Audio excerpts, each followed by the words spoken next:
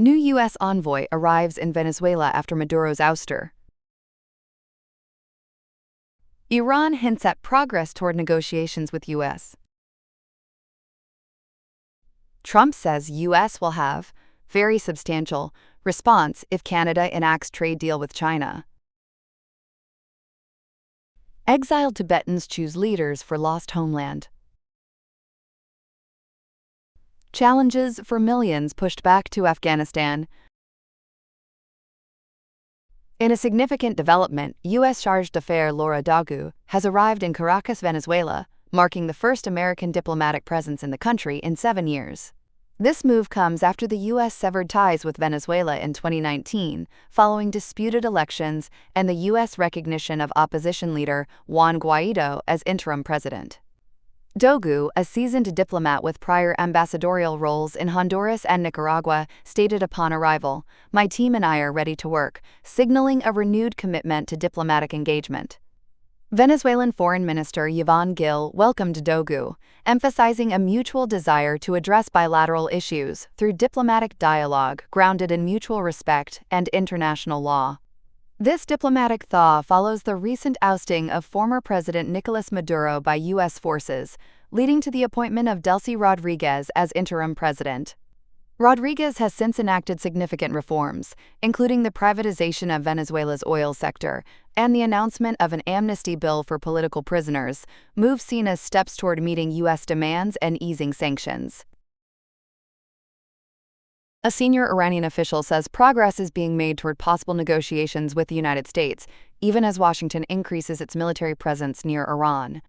President Donald Trump has deployed warships to the region and warned that the U.S. could strike Iranian territory if Tehran refuses to reach a deal.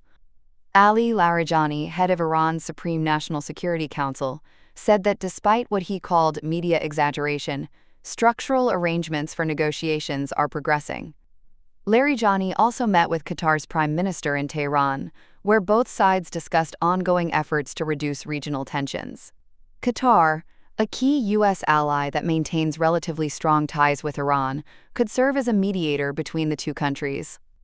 Meanwhile, Iranian President Masoud Pezeshkian emphasized that war would harm both nations as well as the wider region. In a phone call with Egypt's president, he reiterated that Iran has never sought conflict and does not believe a war would serve anyone's interests. U.S. President Donald Trump has warned that the United States will take strong action if Canada moves ahead with a trade agreement with China.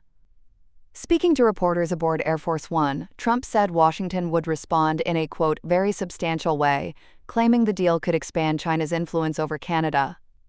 The president added that the U.S. does not want China gaining a foothold in its northern neighbor. Last week, Trump escalated the warning by saying he would impose 100% tariffs on Canadian goods if the agreement is finalized. Exiled Tibetans have begun a global election to choose leaders for a government representing a homeland many of them have never seen.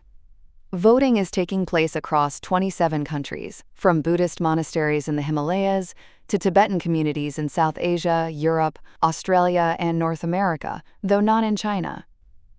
Candidates say the election symbolizes the ongoing struggle for Tibetan freedom and keeps the cause alive across generations. The system is unusual, effectively electing a parliament without a sovereign state. China has strongly criticized the vote, calling the government in exile an illegal, separatist group. However, the roughly 91,000 registered voters reject that claim and view the election as a powerful expression of democratic identity. The parliament serves as a key institution for Tibetans living abroad, especially since the Dalai Lama transferred political authority to elected leaders in 2011. The new 5-year parliament will include 45 members representing traditional provinces, religious groups, and the global diaspora. Sunday's ballot is the first round of voting, with final results expected in May. Election officials have also warned of past attempts to interfere with the process, including alleged cyber espionage. After years of hosting Afghan refugees, Pakistan and Iran have sharply increased deportations, forcing millions to return to Afghanistan, a country already struggling with poverty and environmental challenges. Since September 2023, more than 5 million Afghans have gone back home, representing roughly 10% of the population. About 3 million returned in the past year alone, many after spending decades abroad. The sudden influx has placed enormous pressure on Afghanistan's limited resources. Most returnees face severe housing shortages. Surveys show that around 80% do not have permanent homes and are living in temporary shelters made of mud or stone. Many renters say they cannot afford housing, with families often crowding several people into a single room. Finding work is another major challenge. Only about 11% of returning adults are fully employed, and average monthly incomes range from just $22 to $147. Basic services are also lacking. More than half of returnee households do not have reliable electricity, and many, particularly those led by women, struggle to access safe drinking water.